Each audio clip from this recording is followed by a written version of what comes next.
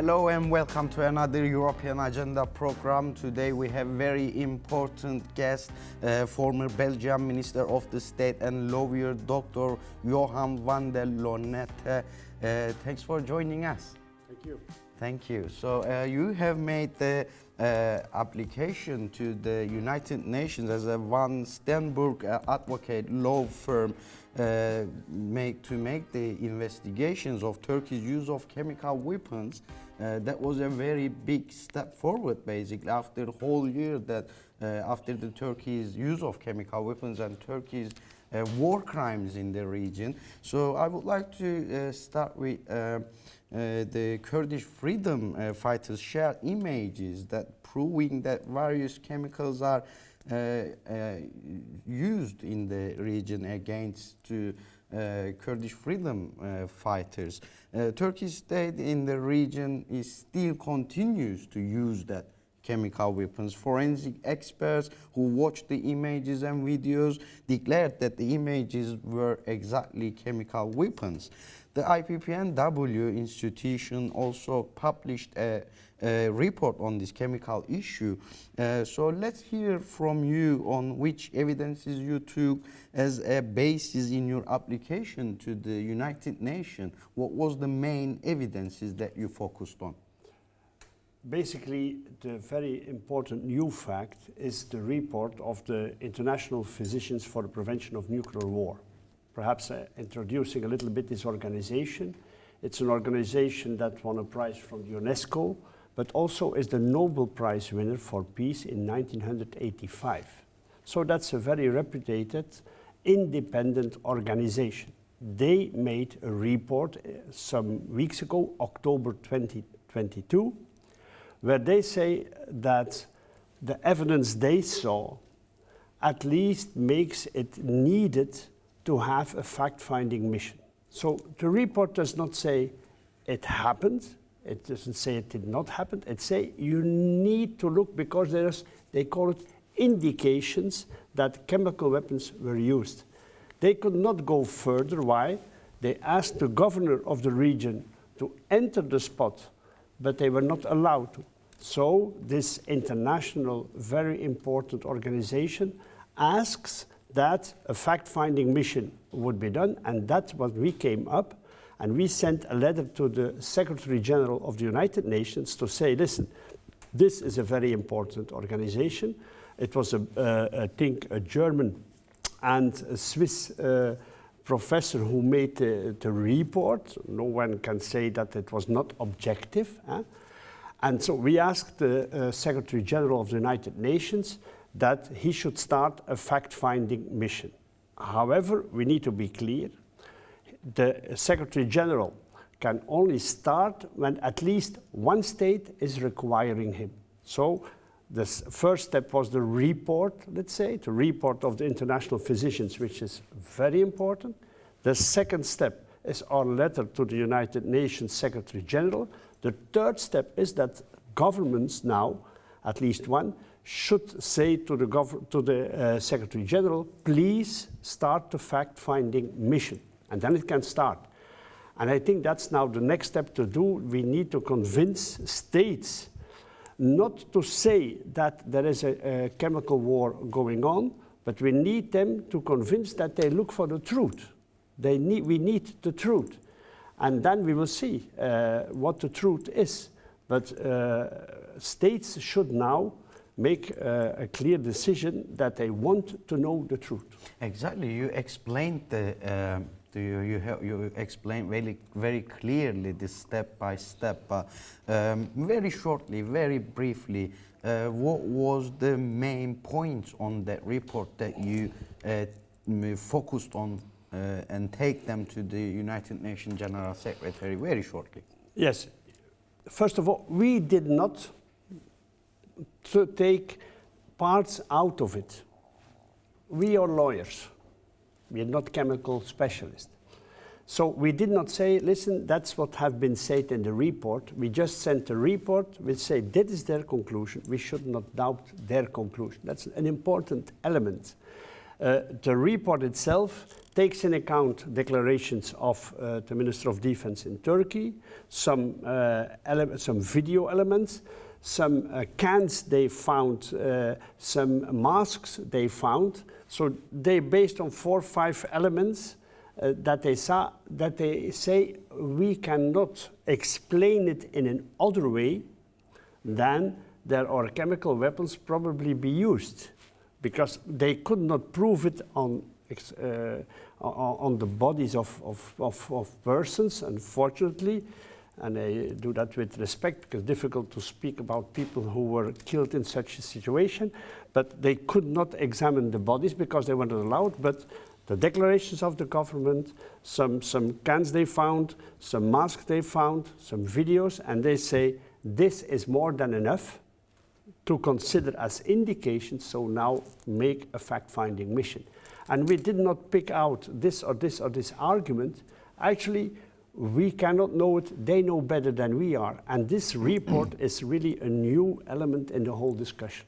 Thank you. So just to underline it again, you explained the steps, but what is your basic request in the application to the United Nations? How will this legal process will work? It's a simple process, actually. The United Nations Secretary General or the Organization for the Prevention of Criminal Weapons, Chemical Weapons, sorry, they can also do the same. If one state needs to say, we want this fact-finding mission, then or the United Nations or the Organization for the Prevention of Chemical Weapons, they can start the inquiry. And that's a fact-finding mission. So the next step, most of all, it's not such a legal procedure, not so complicated. You need the political will from these governments to find the truth. And once again, we did not say we want to prove that there are chemical weapons. That's not to us to prove. We have the indications of the international physicians. The fact-finding mission need to prove what is wrong or what is right. Not we are just lawyers. Yeah. And the legal procedure is not difficult, but the political will, do the governments want to know the truth? That's the basic element. Do they want to know the truth, or do they want to hide the truth? That's the only question remaining. And at a certain moment, governments say, we want to know the truth, and they, through their ambassador in the United Nations, that's how it goes. The ambassador in the United Nations of that country makes clear to the United Nations, we want to know the truth, then the heat is on. So you make a really good point about the truth, basically. If you want truth to come out, you need to do that investigations in an official way. And if you do not have nothing to hide, so what's the problem? What's the problem to not doing these investigations? Indeed. Exactly. So next one is, what is the international law equivalent of these crimes committed by the Turkish army? Turkey denies all these war crimes, but what kind of sanctions can apply to Turkey if the case is brought to the international court? So if these war crimes has been proven, what kind of sanctions will Turkey face? That's a more difficult situation because it's depending where it happens and which is then the country. You have the International Criminal Court, but Turkey did not recognize, and Syria, where it happens, did not recognize the jurisdiction of the International Criminal Court. So that means, as for now, sanctions at the criminal level for a judge is very difficult. But of course you have the political sanction in the United Nations, in the Organizations for the Prevention of Chemical Weapons. Once a country uses chemical weapons, the international community does react, nearly always. That's also why they are so reluctant to have a fact-finding mission, because they know if it would be proved, there will be a reaction. But to answer your question, is there a sanction that they can be brought before a judge or something? As long as they do not recognize the International Criminal Court, that seems to me very, very difficult. Thank you. So that you explained how difficult it is and how we cannot name the sanctions right now. But do you see this as a possible in the current legal situation? Because as you know, the Western powers are still keeping silence against Turkey's war crimes and use of chemical weapons. But in this atmosphere, do you think to put Turkey under sanctions is possible? Well, internationally there can happen something, yes. Not the individual sanctions by the International Criminal Court, but if the use of chemical weapons would be proven, there will be a reaction, that's clear. And until now, the countries like Germany and so on, United Kingdom said, the elements of proof are given by PKK and we do not consider that as reliable. That was their official declaration. Perhaps it was an excuse, because perhaps they really meant, it doesn't matter. This excuse does not exist anymore. The report is not coming from a partial organization. It does not come from the Kurdish movement. It comes from the international physicians, a Nobel Prize winner. So it's coming from an independent source, and that's really the new element why it will be difficult for governments to say, no, we do not want an examination. That's a point. Will it be difficult? Yes, because in this whole atmosphere of war in Ukraine, where you have again the NATO against the Russians, and with Turkey in between the Turkish government, so it's more sensitive than it was before. But still, chemical weapons, yeah, is something, it's so horrible that I do not see that governments can keep a silence all the time. I hope not. I'm living in Belgium. The chemical weapons were first used at a large scale in the First World War in a town Ypres, where my grandfather lived next to that. So we're involved in that, and we know what happened. So many people were killed. These chemical weapons are so horrible and inhuman. It's a war crime, as you said. So I think that governments have no excuse to stay silent. Thank you. Another significant issue is about all around the world.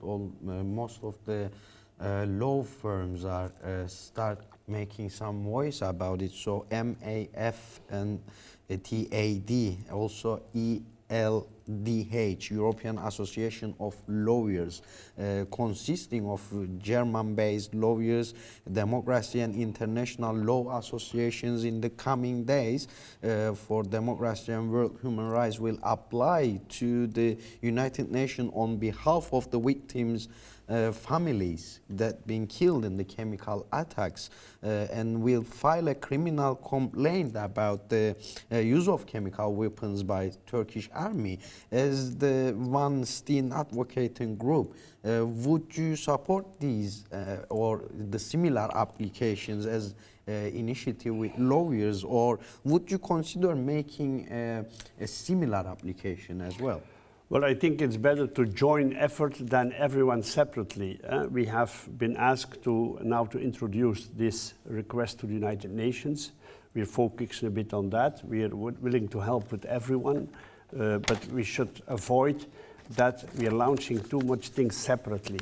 You have the criminal. I listened well, and I heard that some other law firms are introducing that. We can be of use, we will do it. As you perhaps know, we are still busy with the International Court for other Turkish files, but we always want to help. But it's good to concentrate, which some people who do this, other people do that, and they are specialists, they can put all the efforts, but we're willing to help. So finally, you had the initiative and you make a big step forward about these chemical weapons. Allegations basically. So you applied to the United Nations. Do you have a call for other international law offices, advocates, and related institutions to take action on this issue as well? I think now all these institutions you said should try to appeal to their governments. The key is now different governments who can say to the United Nations, go ahead. So my appeal is, give information to your own government, give them the clear report of the international physicians, ask them, urge them to have the contact with the United Nations and to say, listen, we want to know the truth. That's my appeal to all the institutions. Work in your own country, work to the governments, make the governments ask about the truth. Thank you. Is there anything else you would like to add on? Something that I didn't ask? Anything important? Also, what is your message? So what is the next step? What should the Kurdish community should expect with that big step? So what is your last words? Most important, put pressure on the governments. Let them ask about the truth. And at the clear, do you want the truth or do you want to be cover up?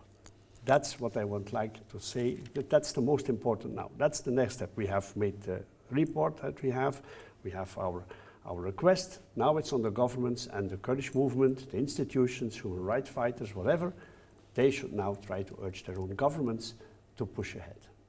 Thank you, former Belgian Minister of the State and lawyer, Dr. Johan Vande Lanotte. Thanks for joining us. Thank you for your valuable comments today. Thank you. Thank you.